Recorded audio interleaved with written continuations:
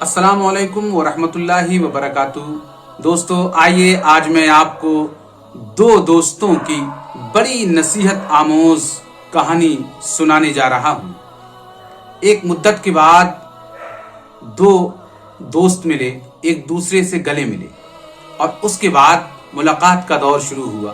ایک دوست نے دوسرے سے کہا کہ یار آج تمہاری شکل و صورت بڑی بدلی ہوئی ہے، ماشاء اللہ تمہارے سر پر ٹوپی لگی ہوئی ہے، کرتا اور پائجامہ پہنے ہوئے ہو، ایسا لگ رہا ہے کہ اب تم دینداری کی زندگی گزارنے لگے ہو اور نمازی ہو گئے ہو۔ یہ سن کر دوسرے دوست نے کہا کہ ہاں، میں اپنی زندگی پوری طرح سے بدل چکا ہوں، نماز ماشاء اللہ ہر وقت میں پابندی کے ساتھ ادا کرتا ہوں۔ پہلے دوست نے حیران ہو کر کہا کہ بتائیے، تم تو بڑے دنیا پرست تھے، بڑے موج کرنے والے اور لاپرواہ انسان تھے، یہ سب کچھ اتنا بدلاؤ تمہاری زندگی میں کیسے آ گیا؟ دوسرا دوست سنجیدہ ہو کر کہتا ہے کہ مجھے بڑی آسانی سے ذرا سی بات نے یہ سبق دے دیا اور میں اسی دن سے دیندار بن گیا۔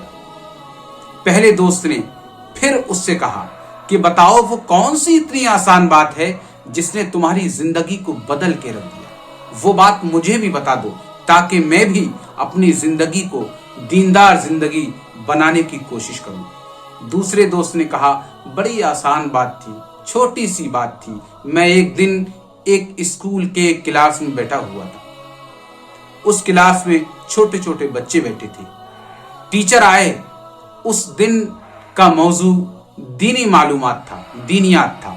ٹیچر نے بچوں سے اچانک سوال کیا کہ بچوں بتاؤ نماز کون لوگ نہیں پڑھتے ہیں؟ ایک چھوٹا سا بچہ اٹھا اور اس نے جواب دیا کہ سر، جو لوگ مسلمان نہیں ہوتے ہیں وہ نماز نہیں پڑھتے۔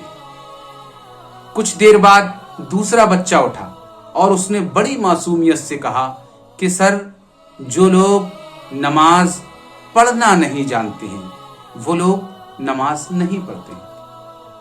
کچھ دیر بعد تیسرا بچہ اٹھا اور اس نے بڑا معقول جواب دیا، اس نے کہا کہ سر، جو لوگ زندہ نہیں ہوتے ہیں وہ لوگ نماز نہیں پڑھتے۔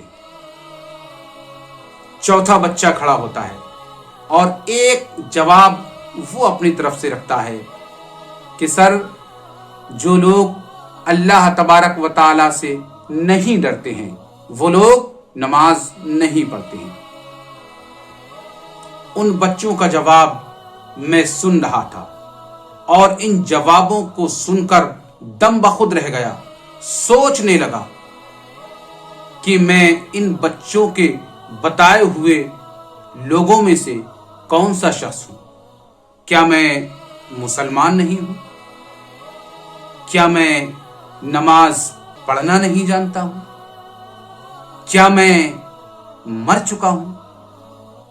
کیا میں اپنے پروردگار عالم سے ڈرتا نہیں ہوں؟ یہ سوچ کر میں نے اپنے آپ سے سوال کیا کہ سوچو، اگر قبر میں جانے کے بعد قبر کی پہلی اور اندھیری رات میں تم سے فرشتوں نے یہ سوال کیے تم نماز کیوں نہیں پڑھتے تھے؟ کیا تم مسلمان نہیں تھے؟ کیا تم زندہ نہیں تھے؟ کیا تم نماز پڑھنا نہیں جانتے تھے؟ کیا تم اپنے رب سے نہیں ڈرتے تھے؟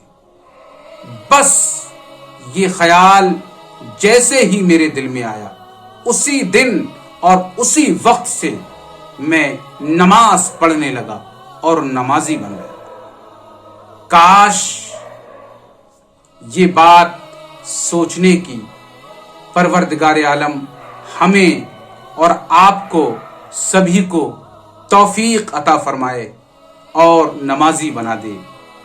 میرا پیغام ہے، نماز قائم کرو۔ السلام علیکم ورحمۃ اللہ وبرکاتہ۔ اللہ حافظ۔